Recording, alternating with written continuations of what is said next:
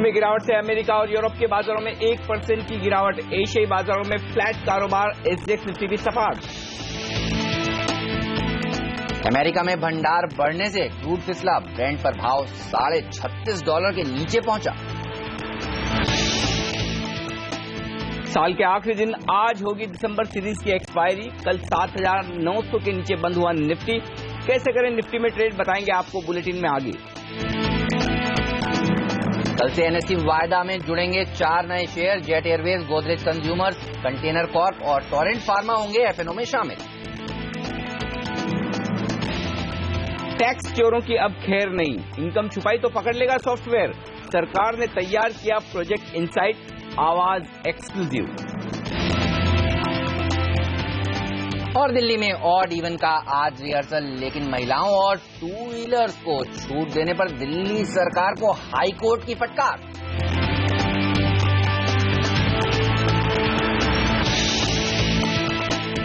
और आज इस साल 2015 का आखिरी ट्रेडिंग सेशन और दिसंबर सीरीज की वायदा कारोबार के एक्सपायरी का दिन भी, यानी कि एक्शन रहने वाला है भरपूर वायदा कारोबार में। और इस बीच दुनिया भर के बाजारों से है मिले जुले संकेत। बड़ा सवाल है कि क्या एक्सपायरी 7,900 के ऊपर हो पाएगी, इसका लेंगे जवाब। नमस्कार, मार्केट काउंटडाउन में आप सबका स्वागत है। मैं हूं अनिल सिंघवी। नमस्कार, और मैं हूं हेमंत घई। और हम अपने एक्सपर्ट से आज ये भी पूछेंगे कि उनका न्यू ईयर रेजोल्यूशन क्या है। अनिल, हम भी आपको अपना बताएंगे न्यू ईयर रेजोल्यूशन, लेकिन वक्त हो गया है 2015 को बाय बाय कहने का और पॉजिटिव नोट पर समाप्ति हो। तो सीरीज की क्या बात है, चलिए एक्सपर्ट्स को जोड़ेंगे इस शो में। हमारे साथ rajatbose.com के रजत बोस और साथ ही अल्टा माउंट कैपिटल के सुब्रमण्यम भी हमारे साथ जुड़ चुके हैं। लेकिन अनिल, ये बताइए, आपने न्यू ईयर रेजोल्यूशन कुछ बनाया है आज? क्या मैं आज का दिन मैंने इसीलिए रिजर्व रखा है मन की, आज न्यू ईयर रेजोल्यूशन बनाऊंगा। और लेकिन हाँ, बहुत सारे प्लान्स हैं कि क्या क्या करना चाहिए 2016 में। ठीक उसी तरह से कि जो 2015 में बाकी रह गया वो अब 2016 में काफी कुछ करना है। लेकिन मार्केट नहीं, आप ऐसे कैसे छूट रहे हैं? आप भी बताइए, आपने क्या प्लान किया है? देखिए, मैं जो काम कर नहीं पाया था ना अब तक, जब मैं छोटा था, वो करने की कोशिश करूंगा। मैं सोच रहा हूँ कि एक फ्लाइंग स्कूल ज्वाइन किया जाए और उड़ना सीखा जाए। तो ये एक न्यू ईयर रेजोल्यूशन है, लेट्स सी। और जब हेमंत फ्लाई करेंगे तो हम उनके साथ सेंसेक्स और निफ्टी को लगा देंगे, ताकि अगले साल नए रिकॉर्ड सेंसेक्स और निफ्टी में भी देखने को मिले। लेकिन ये बताइए, मार्केट आज कैसा ट्रेड करने वाला है? क्या लग रहा है, साल का आखिरी ट्रेडिंग सेशन अच्छा रहेगा या कमजोर रहेगा? 2 दिन से हम देख रहे थे 7,950 को छूने के वादे थे, हो ही नहीं पा रहा था। 8,000 की दिल में उम्मीद तो काफी थी कि हो जाए, लेकिन हो नहीं पा रहा है 2 दिन से। बिल्कुल, और पार्टिसिपेशन कम है एक्चुअली। थोड़ा सा लोगों को एक्सपायरी की वजह से ही ट्रेड करना पड़ रहा है, और यही वजह कि ऊपर हम जा नहीं पा रहे हैं। फ्लोज भी थोड़े से धीमे हैं। अब आज भी अगर आप देखें तो ट्रेडिंग रेंज के बाहर निकलेगा, इसकी संभावना कम है। और जो ट्रेडिंग रेंज आज दिख रही वो है 7,850 से 7,950 की। और ये ट्रेडिंग रेंज मैंने अंदाज से नहीं बनाई है, एकदम डेटा पर बेसिस है, जो मैं आगे डिस्कस करूंगा। बिल्कुल पूरे परफेक्ट डेटा दिख रहे हैं ट्रेडिंग रेंज के लिहाज से। जहां तक आज के ट्रेड का सवाल है, अगर सुस्त शुरुआत हो जाए, नीचे आप खुले 5-15 पॉइंट, तो तुरंत खरीद लीजिए 7,850 के स्टॉप लॉस के साथ। लेकिन अगर मजबूत शुरुआत और थोड़ा और आगे बढ़ जाए तो 7,950 के आसपास प्रॉफिट बुकिंग कर लें। मेरी राय होगी कि कॉन्ट्रा ट्रेड किया जा सकता है। फिर भी अगर एक बायस लेकर एक साइड का ट्रेड लेना ही है तो वो ट्रेड मेरा ऊपर की तरफ का होगा, न कि नीचे की तरफ का। मैं अब भी बाजार पर पॉजिटिव हूं, बुलिश हूं। और उसकी वजह यह कि भले कल थोड़ी बहुत प्रॉफिट बुकिंग आ गई हो, लेकिन अभी भी बाजार का ट्रेंड कोई बदला हो, बिगड़ा हो, इसके कोई संकेत है नहीं। बैंक निफ्टी भी काफी इंटरेस्टिंग लेवल पर है, और कल अगर हम मजबूत नहीं हो पाए तो 17,000 के लेवल पर बैंक निफ्टी को पार करना थोड़ा सा मुश्किल होता हुआ दिख रहा है। तो 17,100 का जो हमारा टारगेट है, बैंक निफ्टी भी लगातार 3 दिनों से उन लेवल के आसपास पहुंचने की कोशिश करता, वहां रुक जाता है। तो 16,800 के स्टॉप लॉस के साथ बैंक निफ्टी में भी बना रहा जाए तो मुझे लगता है आज के सेशन में कोई बहुत दिक्कत वाली बात नहीं है। Power, infra, real estate plus वायदा कारोबार में जो नए शेयर्स आज जुड़ रहे हैं, इन सब में काफी अच्छा एक्शन आज भी देखने को मिल सकता है। बिल्कुल, चलिए, तो अनिल तो आज भी पॉजिटिव है। अपने एक्सपर्ट से पूछते हैं उनको कैसा लग रहा है ये साल का आखिरी ट्रेडिंग सेशन। रजत, हाय, गुड मॉर्निंग। ये बताइए, आपका न्यू ईयर रेजोल्यूशन क्या है और क्या लग रहा है आज मार्केट कैसा ट्रेड करेगा? देखिए, पहले तो बात यह है कि न्यू ईयर रेजोल्यूशन जो है वो उसमें कैपिटल प्रिजर्वेशन, अच्छी स्टॉक चुनना और क्लाइंट को और आपका दर्शकों को हेल्प करना, यही है new year resolution. Capital preservation would be my first priority. और आज के लिए मैं ये कहना चाहूंगा कि आपने जो कहा कि आज के दिन 7,850 से लेके 7,950, मैं भी आपके साथ हूं कि नीचे की लेवल पे अभी भी बाइंग करना चाहिए जब तक 7840 ठीक से टूट ना जाए।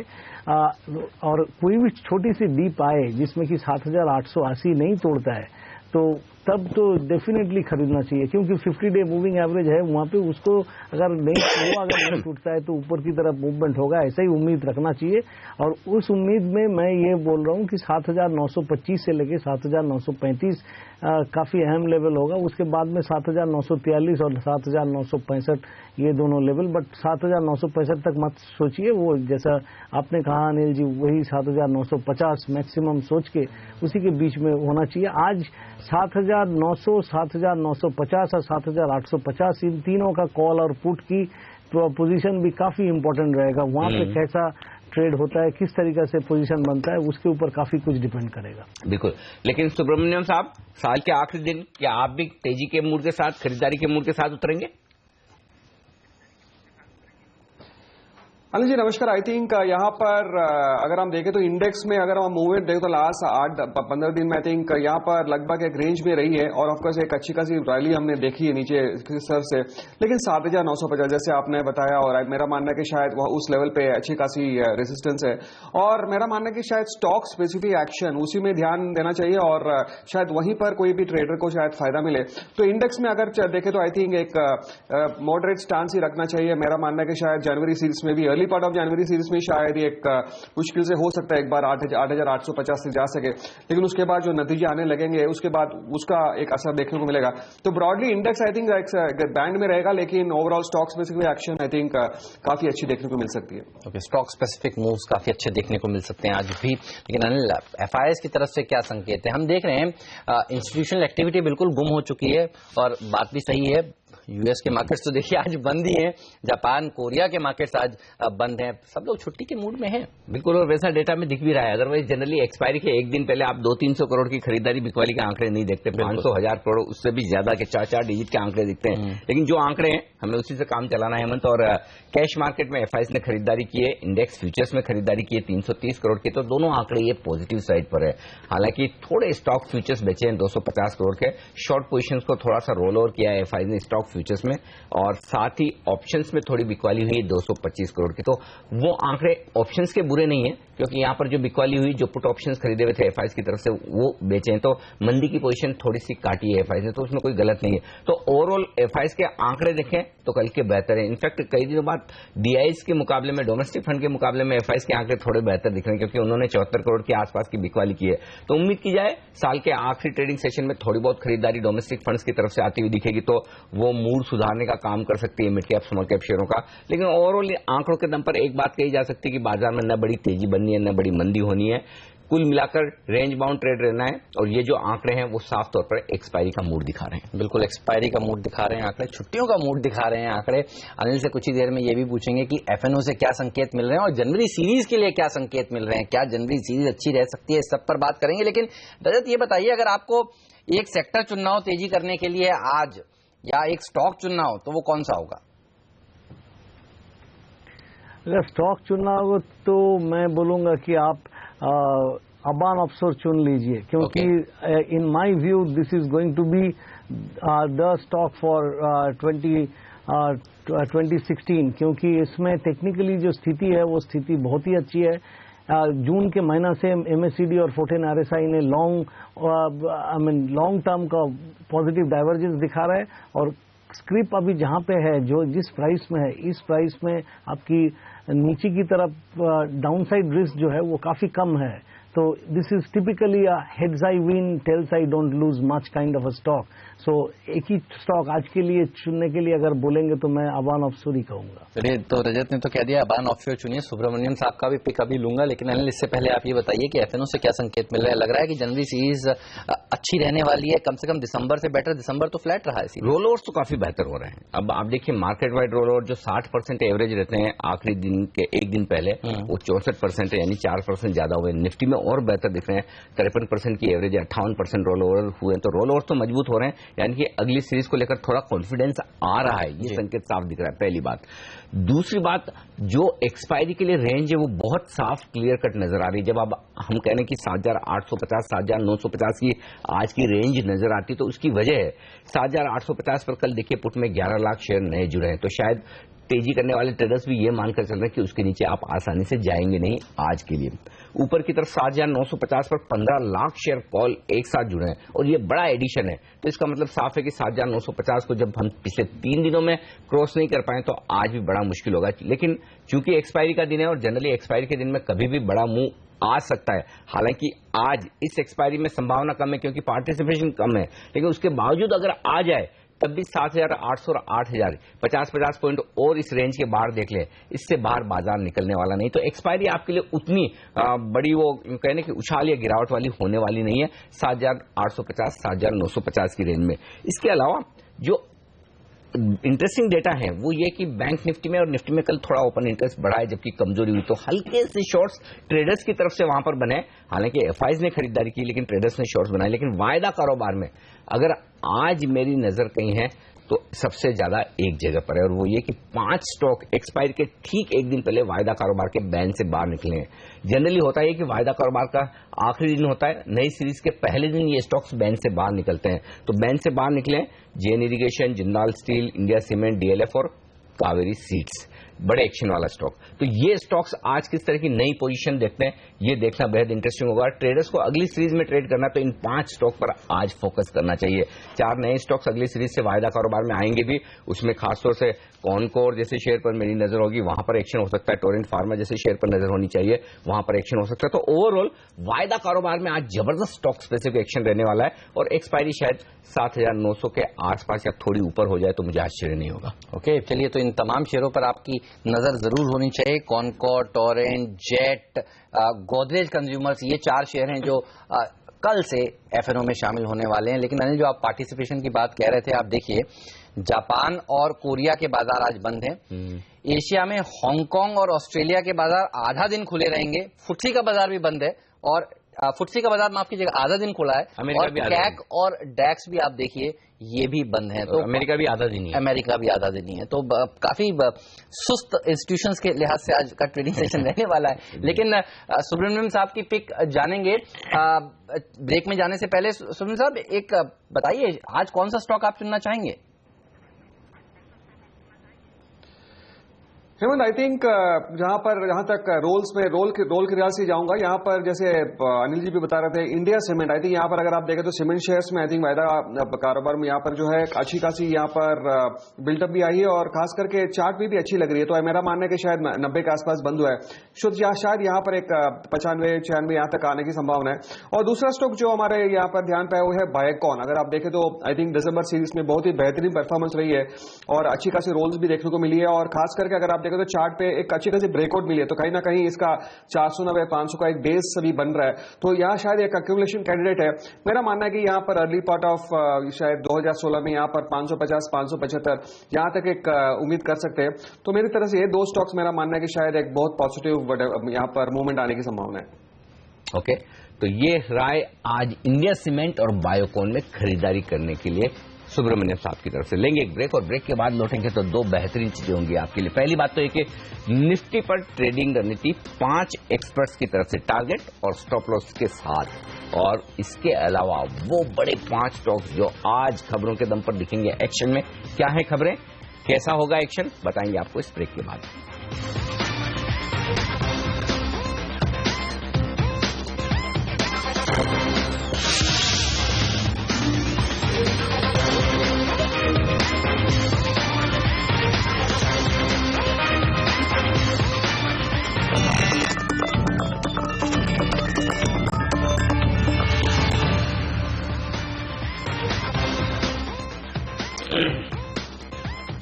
स्वागत है आप सभी का CNBC आवाज पर। वक्त हो गया अब ये जानने का कि 5 दिग्गज टेक्निकल एक्सपर्ट्स आज निफ्टी को किस तरह से ट्रेड करने की राय दे रहे हैं। और शुरुआत करेंगे राकेश बंसल के साथ। और आप देखिए वो कह रहे हैं कि 7,960 तक जा सकता है निफ्टी। आज के सत्र में 7845 का स्टॉप लॉस भी जरूर रखना चाहिए।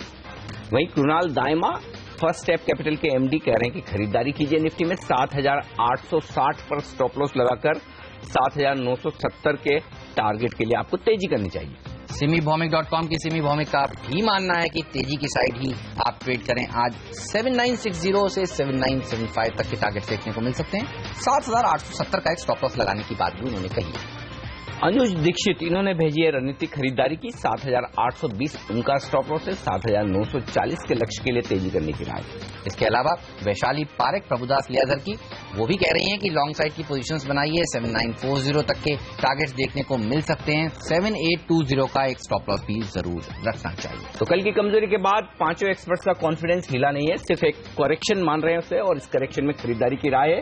नीचे की तरफ जो अहम सपोर्ट आता दिख रहा है, पहले छोटा आपको देखना हो तो वो होगा 7,860 का 7860।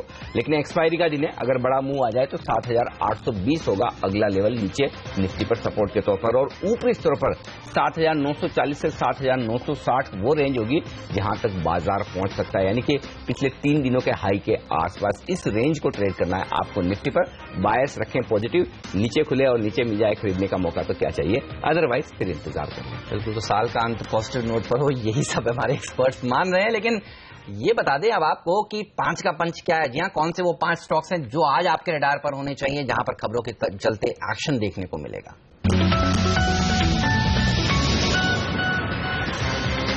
Jet Airways, Godrej consumers, Concor यानी कि कंटेनर कॉर्पोरेशन और टोरेंट फार्मा, ये 4 स्टॉक कल से वायदा कारोबार में शामिल हो रहे हैं। मेरी नजर इनमें से खासतौर से कॉनकॉर और टोरेंट फार्मा पर है।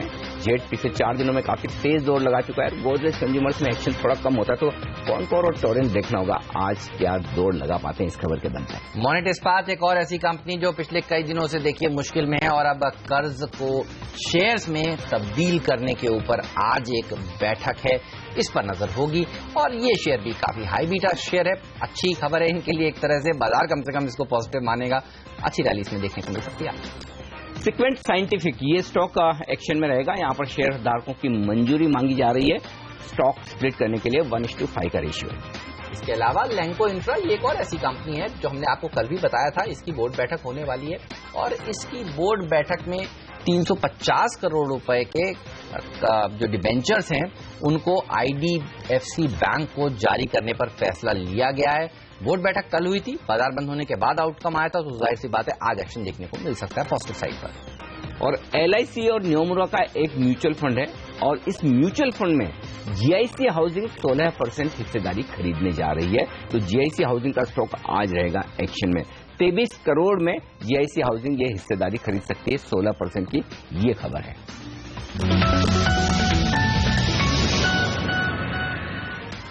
लेंगे इसी के साथ एक छोटा सा ब्रेक के बाद इन स्टॉक्स पर जानेंगे एक्सपर्ट्स की राय। और भी काफी सारे शेयर हैं जिनमें आज एक्शन देखने को मिलेगा बाजार खुलने के साथ ही, उस सब पर बात करेंगे एक्सपर्ट्स के साथ।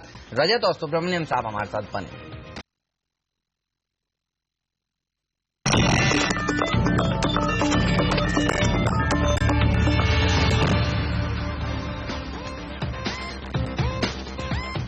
हमारे एक्सपर्ट्स हमारे साथ हैं इस वक्त, रजत बॉस और साथ ही सुब्रमण्यम साहब। चलिए फोकस वहीं से शुरू करें जो आज के बड़े एक्शन वाला है। कल से वायदा कारोबार में 4 नए खिलाड़ी शामिल हो रहे हैं, jet Airways, Godrej consumers, Concor और टोरेंट फार्मा। सुब्रमण्यम साहब, इनमें से कोई एक खरीदना हो या फिर इस क्रम में बता दें 1, 2, 3, 4 क्या खरीदना चाहिए? तो यहाँ पर अगर मुझे चुनने का तो शायद जो मोमेंटम के साथ मैं चाहूंगा तो शायद एक जेट एयरवेज, क्योंकि जिस हिसाब से यहाँ पर मोमेंटम है और हर चीज इसके फेवर में है, जहाँ पर क्रूड की गिरावट है, यहाँ पर ATF की जो फायदा मिल रहा है और इसका जो बाकी एविएशन स्पेस में भी अच्छी खासी तेजी देख रहा है, तो आई थिंक मोमेंटम के हिसाब से शायद जेट रहेगा। और फंडामेंटली राय पे अगर आप देखो तो I think Torrent pharma I think काफी एक जबरदस्त आउट परफॉर्मर रहा है स्पेस पे, और मेरा मानना है कि शायद इसके इस FNO के इंक्लूजन के साथ इसमें अच्छी खासी एक और एक बूस्ट मिल सकती है। तो पहले जेट एयरवेज, टोरेंट फार्मा और तीसरे में शायद एक कॉनकॉर, जहां पर नॉर्मली हम डाइवेस्टमेंट के हिसाब से कुछ न्यूज फ्लो देखते हैं। बाकी यहाँ पर परफॉर्मेंस थोड़ी बहुत स्लगिश है, लेकिन जिस लेवल पे है आई थिंक काफी अट्रैक्टिव लेवल है, तो ये अच्छे खासी बूस्ट मिल सकती है। तो आई थिंक इस अगर आप कम में पूछे तो आई थिंक ये 3 और शायद लास्ट में और जो भी चौथा वाला शेयर जो है वो वहां मैं चुनूंगा यहाँ पर बाय द कार्गो में जो भी ट्रेडिंग करने का है। तो चलिए, तो जेट एयरवेज पसंदीदा शेयर है और इकलौता शेयर होगा जो एफएनओ में एनएससी के शामिल होगा एविएशन क्षेत्र से, तो इसके ऊपर नजर रहेगी। हमने देखा है पिछले कुछ दिनों से अच्छी तेजी दिखा रहा है ये शेयर, लेकिन यही सवाल रजत आपसे भी जानना चाहूंगा। वैसे कल से तो आपसे, अगर आप कल हमारे साथ होंगे तो हम आपसे पूछते कि कौन सी शेयर में आप बिकवाली करेंगे, क्योंकि एफएनओ में ये भी मौके हैं। लेकिन आज आपसे ये जानना चाहता हूं, आप कैसे ट्रेड करेंगे इन चारों शेयरों को? देखिए, मैं यही बात कहना चाहूंगा कि जहां तक जेट एयरवेज का सवाल है, मैं उसमें पार्ट प्रॉफिट बुक करना चाहूंगा। पूरा प्रॉफिट इसलिए नहीं बुक करूंगा कि ये तो एक अच्छी अप ट्रेंड में है, बट क्या है कि ये जो प्रोजेक्टेड लेवल्स था 3 महीना पहले, उसी का ऑलरेडी उसी लेवल पे पहुंच चुका है। और इसमें अभी एफएनओ में आने के बाद में मुझको जो आपने कहा, वहाँ पे बिकवाली आने की पॉसिबिलिटीज ज्यादा दिख रहा है, क्योंकि एफएनओ में आते ही जो एक्टिविटी अभी होना चाहिए, क्योंकि इसका जो एप्रिसिएशन हुआ है 350 से 650 तक, तो इसके बाद में यहाँ से कुछ प्रॉफिट बुकिंग होना चाहिए। और दूसरी बात है कि गोदरेज कंज्यूमर प्रोडक्ट अगर 1350 पार कर जाता है तो उसमें फिर खरीदारी आएगा और खरीदारी करना भी चाहिए। टोरेंट फार्मा, जैसा सुब्रमण्यम साहब ने कहा है, अच्छा लगता है, वो मुझको भी अच्छा लगता है, तो that can be bought. And container corporation is an avoid for me, उसका चार्ट मुझको एकदम पसंद नहीं। बिल्कुल, और कंटेनर कॉर्पोरेशन में अनिल बार बार खबरें ये भी आती हैं कि विनिवेश होगा, कभी भी हो सकता है, तो चार्ट पर भी देखिए यही सिग्नल देखने को मिल रहे हैं। कुछ दिनों पहले हमने देखा था सरकार के सामने एक प्रेजेंटेशन रखा था इनके मर्चेंट बैंकर्स ने, और ये कहा था कि अब इसका विनिवेश आगे हो सकता है। नए विनिवेश सेक्रेटरी भी आ गए हैं, 31 मार्च से पहले पता नहीं कब हो जाए। ऑफर फॉर सेल के पहले लोगों को एक मौका मिलेगा कि वायदा कारोबार में आने के बाद शायद शॉर्ट पोजीशन भी आगे चल के बना पाए। तो ये एक ट्रेडिंग के लिहाज से लिक्विडिटी कम से कम लेकर आएगा कॉनकोर के काउंटर पर, ये कदम, ये बात साफ है, क्योंकि वो जनरली कम लिक्विड स्टॉक है, ज्यादा एक्शन होता नहीं है। लेकिन जिन स्टॉक्स में आज एक्शन दिख रहा है उसमें एक सीक्वेंट साइंटिफिक स्टॉक स्प्लिट के लिए शेयर होल्डर्स की मंजूरी मांग रहे हैं। रजत, चार्ट देखकर बताएं क्या तेजी हो सकती है स्टॉक स्प्लिट की खबर के चलते? 1:5 का रेशियो ये मानकर एक मंजूरी लेना चाहते हैं शेयर धारकों की। देखिए, सीक्वेंट साइंटिफिक का चार्ट तो अप ट्रेंड में है, इसका short term, medium term, long term तीनों ट्रेंड ही अप है। पिछले कुछ दिनों में थोड़ी सी करेक्शन हुआ था, लेकिन कल के दिन ऊपर की तरफ मूवमेंट दिया। 1300 के ऊपर चलने से और ऊपर की तरफ प्रोजेक्ट करना पड़ेगा। एंड कोई अगर इसको खरीदारी करके बैठा है तो उनको खरीदारी अपना निवेश बरकरार रखना चाहिए जब तक ये 1150 का लेवल डिसाइसिवली तोड़ ना देते हैं, तब तक कोई खतरा नहीं है। बने रहिए, ऊपर की तरफ और आगे हायर प्राइसेस मिल सकता है। ऑलराइट, चलिए, तो ये राय सीक्वेंट साइंटिफिक पर लेंगे ब्रेक के बाद काफी सारे शेयरों पर राय लेंगे हमारे एक्सपर्ट्स की। जेएमटी ऑटो एक ऐसी कंपनी जिसमें प्रोमोटर्स ने अपनी पूरी बड़ी हिस्सेदारी प्लेज करी है, इस सब पर बात करेंगे, पूछेंगे चार्ट्स इसके कैसे लगते हैं। डॉक्टर रेड्डीज, औरोबिंदो फार्मा पर भी चर्चा होगी ब्रेक के उस पार। आप बने रहिए सीएनबीसी आवाज के साथ।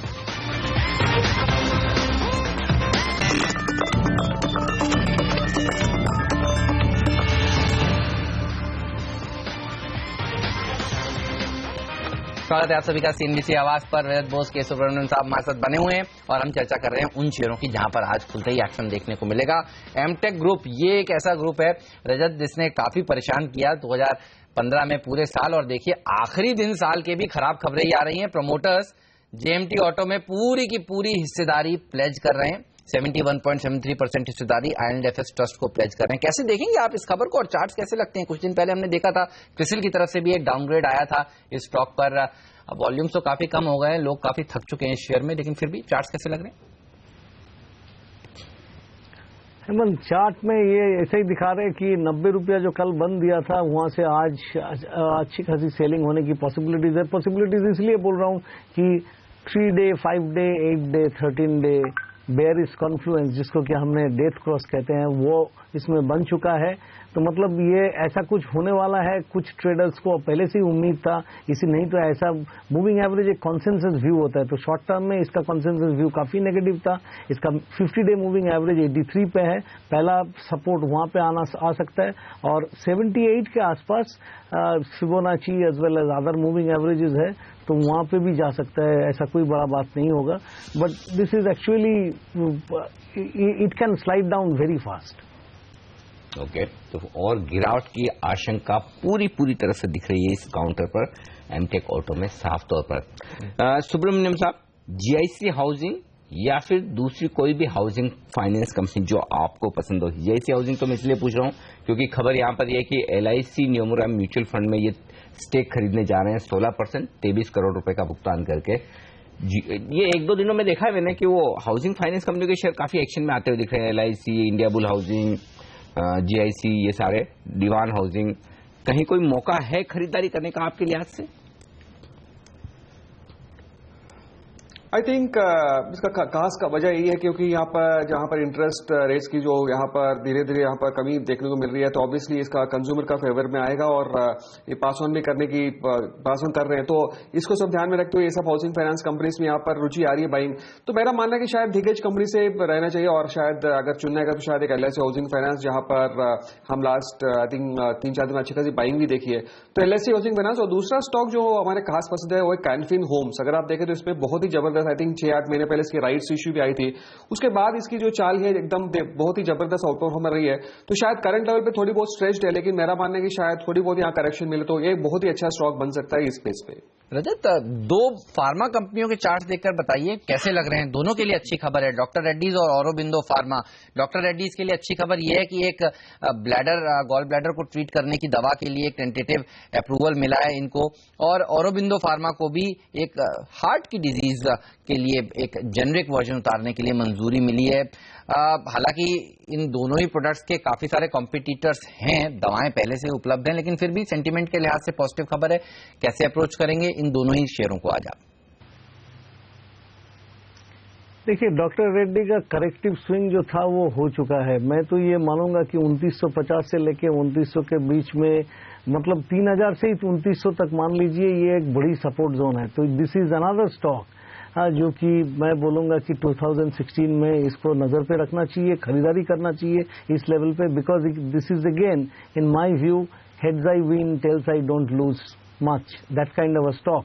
और दूसरी बात यह है कि हेमंत, जो मैंने पहले भी आपके चैनल में कहा था कि इसको 3 साल लगा 1527 से 4328 तक पहुंचने में, 2800 पॉइंट चलने में, और 21 दिन लगा 5 नवंबर से 26 नवंबर के बीच में ये 1500 पॉइंट उतर दिया। मतलब 50% correction of the last 3 year move 15 दिन में खत्म कर चुका था। तो ऐसा ही सिचुएशन पे ये और ज्यादा नीचे नहीं जाएगा, और अभी जो दिख रहा है कि ये 3100 से लेके 3074 ये रेंज तक की अच्छी सपोर्ट है। इस सपोर्ट को मानते हुए इसमें खरीदारी करना चाहिए, और आपकी टारगेट शॉर्ट टर्म में 3300 से 3320 तक होना चाहिए, but buy it for the medium term. This stock will once again bounce back. अच्छा, बड़े बुलिश हैं रजत, एकदम आपकी आवाज में बड़ा दम दिख रहा है रजत आज डॉक्टर रेड्डीज के नाम से।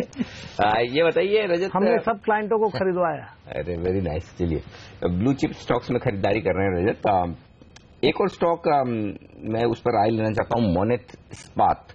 रजत, इसके चार्ट देखकर बताएं, ये खबरों के दम पर बड़ा एक्शन दिखाता है। आज बोर्ड बैठक होने वाली है और इसमें विचार किया जाएगा इनके कर्ज को इक्विटी में बदलने का। एसडीआर यानी कि स्ट्रेटेजिक डेट रिस्ट्रक्चरिंग में कंपनी गई थी और उसके चलते कर्ज को इक्विटी में बदलने की कार्रवाई चल रही है। ये बताएं कि क्या मोनेट इस्पात में चार्ट्स के लिहाज से कहीं कोई मौका है खरीदारी का? देखिए, खरीदारी का मौका है, इसलिए कि ये पिछले 5 महीनों से इसमें बेस फॉर्मेशन चल रहा है। ये बेस फॉर्मेशन का 35 के ऊपर मिनिमम सस्टेन करना पड़ेगा। बेहतर ये होगा कि ये 40 से 42 का लेवल भी पार करके अगर आगे निकल पाए तो तब तो ये एक अच्छी इन्वेस्टमेंट बन जाएगा।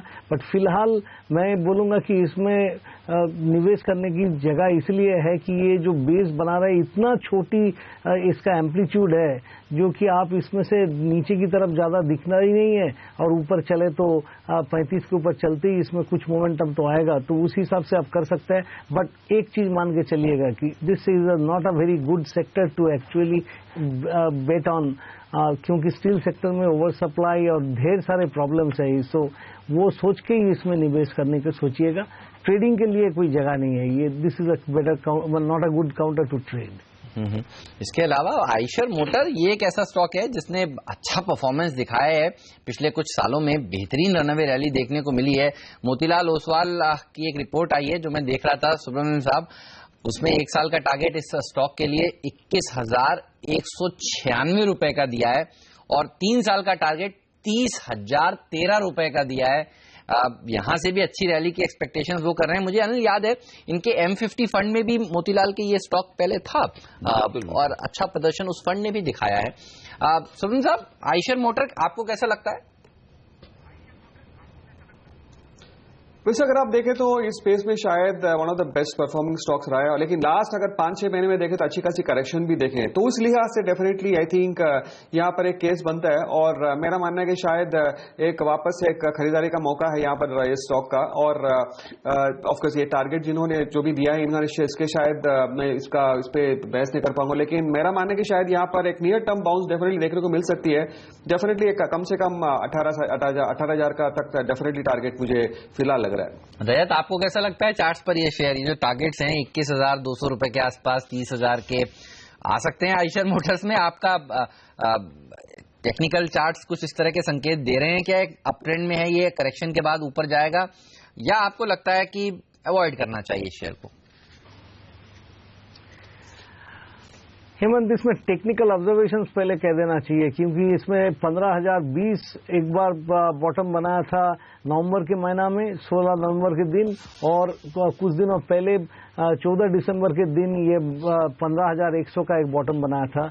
तो इतना जब the gap between the two bottoms is so narrow, उसको हमने डबल बॉटम नहीं कह के हॉर्न बॉटम, जो कैंडलस्टिक पैटर्न में हॉर्न बॉटम कहा जाता है, उसी टाइप का एक बॉटम बना है। लेकिन वो बॉटम का कंफर्मेशन आपको तब मिलेगा जब ये 17,170 का लेवल पार करके आगे निकल जाए। अगर वो पार कर ले तो तुरंत इसका प्रोजेक्शन बन जाएगा 19,200 तक का।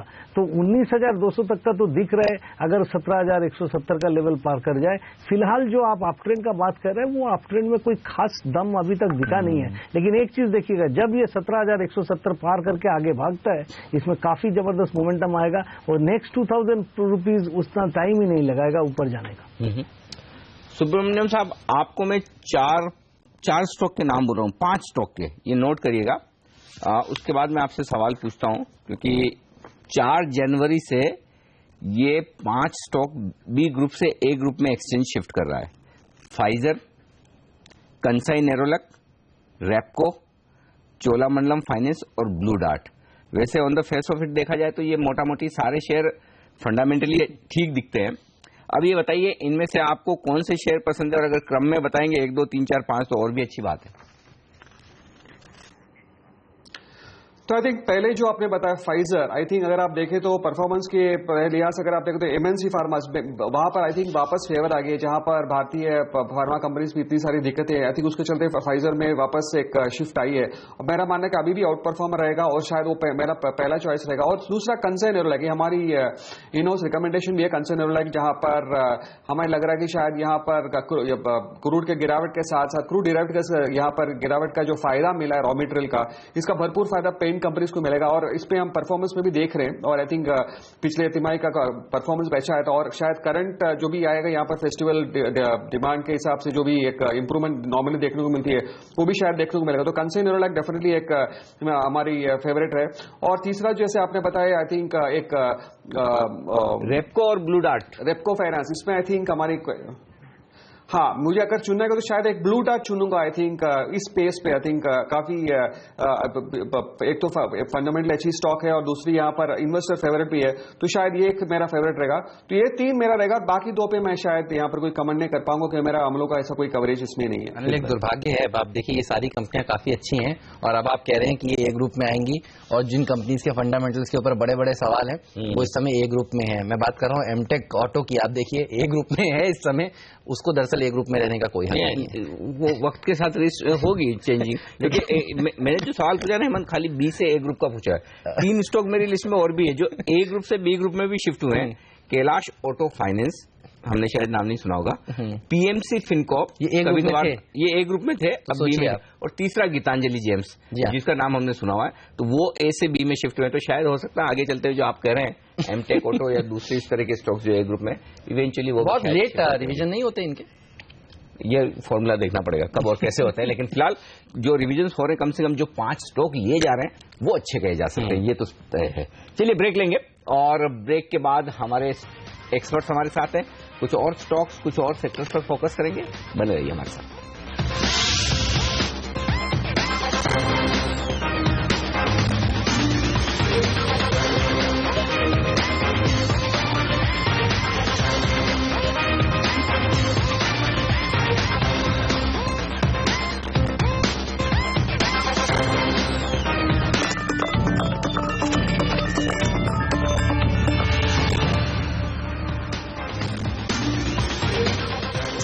स्वागत है आप सभी का सीएनबीसी आवाज पर। हम बात कर रहे हैं उन स्टॉक्स की जहां पर आज एक्शन देखने को मिलेगा। रजत बोस के सुब्रमण्यम जी हमारे साथ जुड़े हुए हैं और अब बात ऐसे स्टॉक की जिसने 2015 में काफी वेल्थ इरोड करी है इन्वेस्टर्स की। जी हाँ, कावेरी सीड। और यहां पर अब साल के अंत में ये खबरें भी आ रही हैं कि सेबी इन्वेस्टिगेट कर रहा है, एक ऑडिट होगा जिसमें देखा जाएगा कि ये कंपनी ने क्या कहीं घपले तो नहीं करे, अकाउंटिंग फोर्जरी तो नहीं है, इस तरह की चर्चा चल रही है। और आप देखिए कल 9% नीचे जाकर इस स्टॉक ने समाप्ति दी। 52 हफ्ते के नए निचले स्तर ये कभी भी छू सकता है।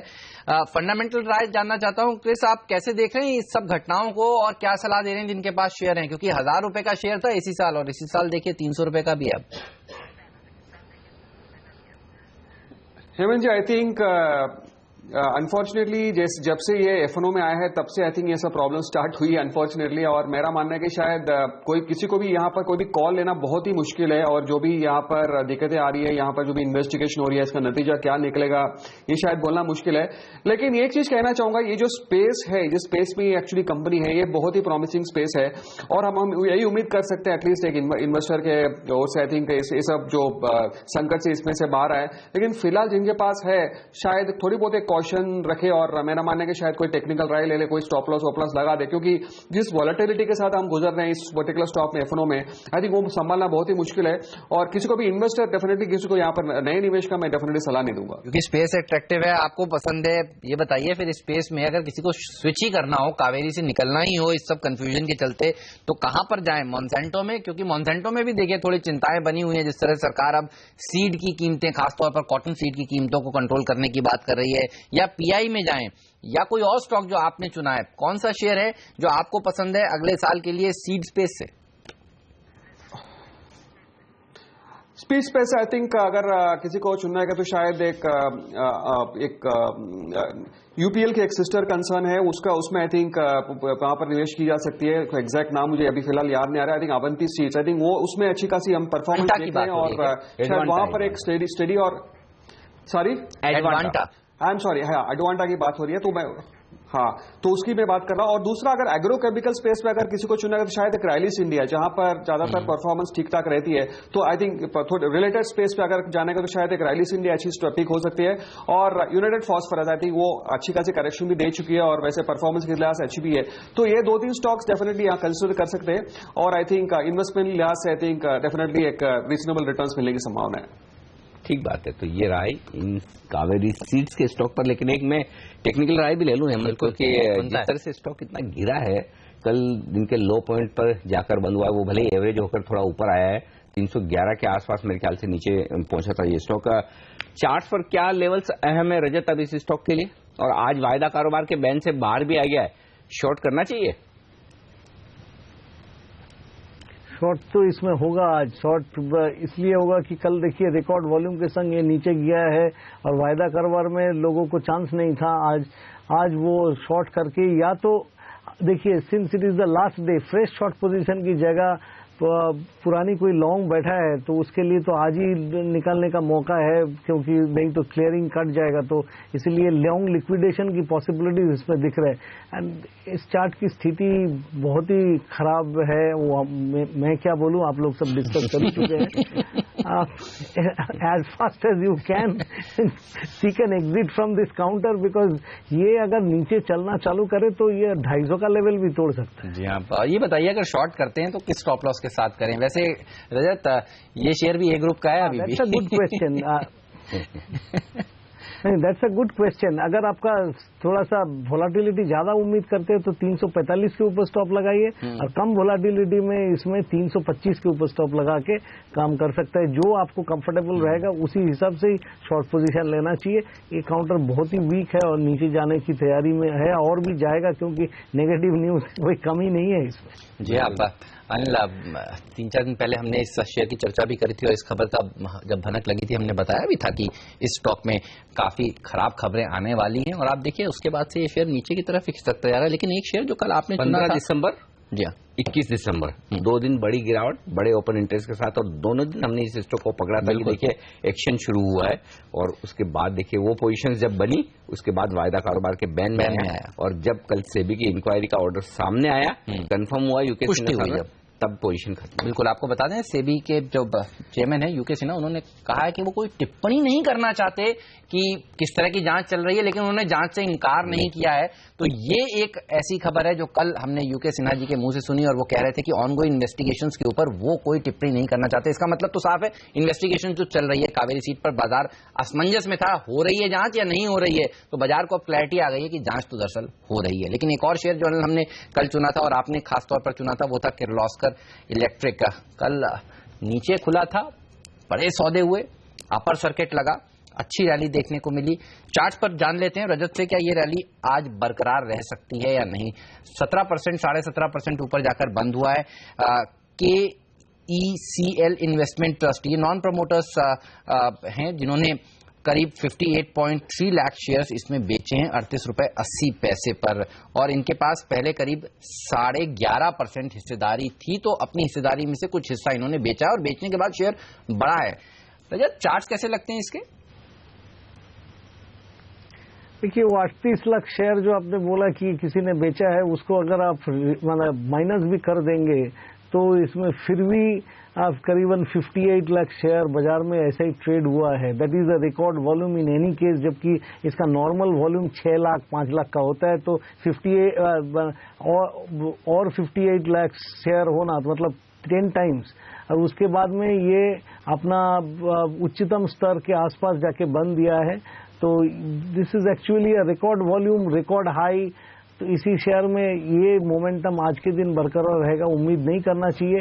अगर आपके पास में हो तो इसका 5 डे मूविंग एवरेज 43 के आसपास है, उसके नीचे स्टॉप लगा के बने रहने का ही सलाह दिया जा सकता है। फ्रेश पोजीशन इसमें मत लीजिए, क्योंकि इसमें वो मोमेंटम नहीं हो सकता। ये एक ही दिन होता है जब भी होता है। बिल्कुल, तो ये रहा है किर्लोस्कर इलेक्ट्रिक पर। और कल अगर आपने बाजार खुलने के तुरंत बाद CNBC आवाज के साथ ये शो देखा तो 9:15 बजे के बाद हमने बताया था स्टॉक 8% नीचे था और 20% ऊपर पहुंचा, यानी कि सिर्फ दिन के दौरान 28% का मूवमेंट आया। तो हम बाजार खुलने के बाद कोशिश हमेशा यही करते हैं कि वो स्टॉक्स जो एक्शन दिखाएंगे उन्हें तुरंत पकड़कर आपके सामने लेकर आए। कल आपने एक और नोटिस किया होगा, टाटा स्टील, जहां पर हमने सबसे पहले पकड़ा कि देखिए किस तरह से वायदा कारोबार में पोजीशन बन रही है, दिन के दौरान भागा। भारतीय इंफ्राटेल दूसरा स्टॉक जो भागा। इसके अलावा टाइल शेयर हमने आपको कल सुबह ही बताया, मार्केट खुलने के पहले भी और मार्केट खुलते ही देखिए किस तरह से टाइल स्टॉक्स भागेंगे। निटको, सोमानी, ये स्टॉक्स इतनी तगड़ी उछाल के साथ बंद हुए। तो 9 बजे बाद भी CNBC आवाज के साथ और खासतौर से 9:15 बजे के बाद भी मार्केट का पहला एक्शन हम आपके लिए लेकर आएंगे। लेकिन इस वक्त एक छोटा सा ब्रेक।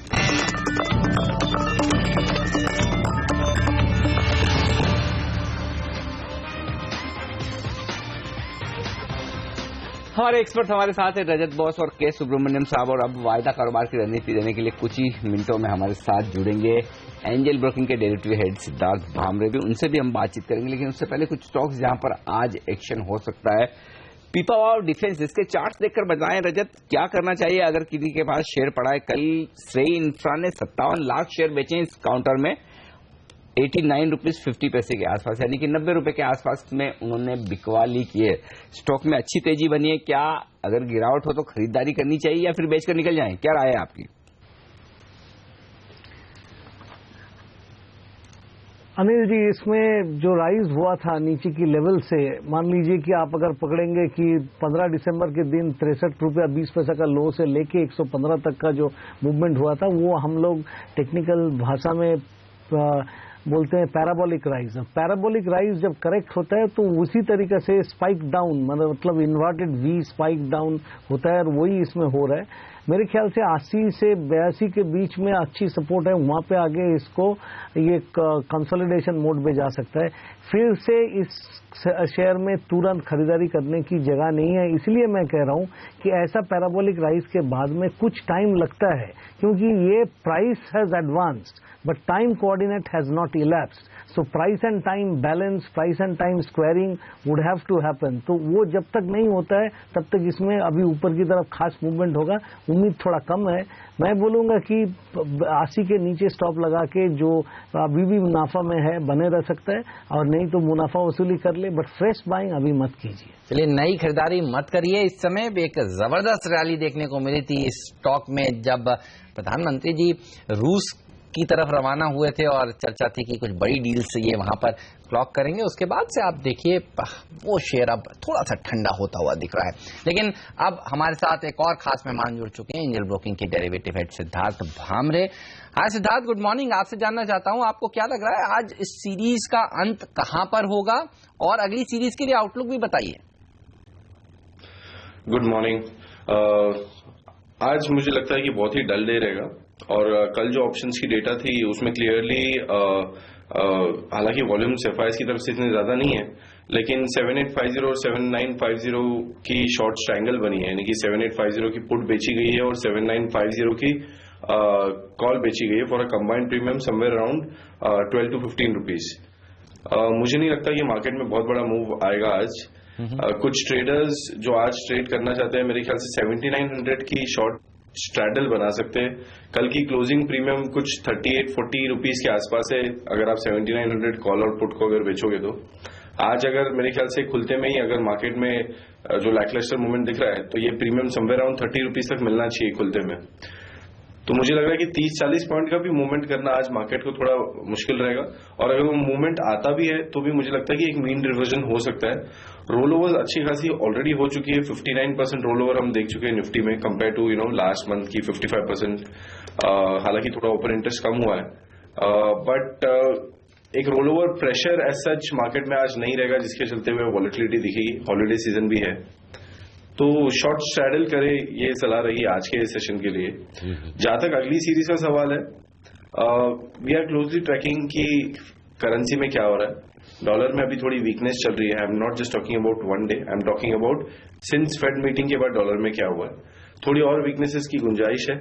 ऑप्शंस डेटा भी सजेस्ट कर रहा है कि हो सकता है हम 8000 के लेवल को पार करके थोड़े ऊपर जाने की कोशिश करें, लेकिन जो ऑलरेडी लॉन्ग पोजीशंस क्रिएट की है जिन्होंने 7600 7550 के लेवल के आसपास है, वो अपनी पोजीशंस को होल्ड कर सकते हैं। नई पोजीशंस मुझे लगता है 7850 7880 के आसपास अगर मार्केट आता है 50-60 पॉइंट नीचे, तो नई पोजीशंस भी बनाई जा सकती है लॉन्ग के लिए। बट ये लॉन्ग्स बहुत ही कम अवधि के लिए बननी चाहिए, maybe for a week 10 days, not more than that. Because मुझे नहीं लग रहा है कि ये मार्केट में वो क्षमता है कि ये 8150 के स्ट्रॉन्ग रेसिस्टेंस को तोड़ के जनवरी की सीरीज में आगे निकल जाए, वैसा नहीं लग रहा है। लेकिन आप अभी 7900 के आसपास हो, we are struggling for 30-40 points move के लिए भी। तो सामने अगर 150 पॉइंट का अपसाइड मूव दिख रहा है, तो मेरे ख्याल से थोड़ी बहुत लॉन्ग पोजीशंस बनाई जा सकती है at dips. But again I am repeating, it is not a market जहां पे बॉटम बन चुकी है और अब यहां से एक बड़ी रैली चालू हो जाएगी। अभी तक डेटा में वो संकेत नहीं आए। ओके, तो फिलहाल आज एक्सपायरी तो ठंडी रहेगी, ये संकेत मिल रहे हैं। इनफैक्ट पिछले 5-6 ट्रेडिंग सेशन से बड़ी छोटी सी रेंज में बाजार में कारोबार होता हुआ दिख रहा है।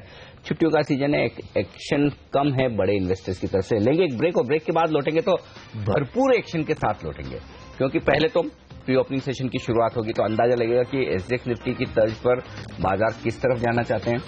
दूसरा, रुपए की शुरुआत हो जाएगी। तीसरा, आपका पसंदीदा जैकपॉट शेयर होगा। और चौथा, हमारे जो एक्सपर्ट्स हैं उनकी टॉप ट्रेडिंग पिक्स भी आपको देनी है। ये सब हम देंगे, और साथ ही बाजार की ओपनिंग करेंगे ठीक 9:15 पर, और खुलते ही आपको दमदार एक्शन स्क्रीन का बताएंगे इस ब्रेक के बाद।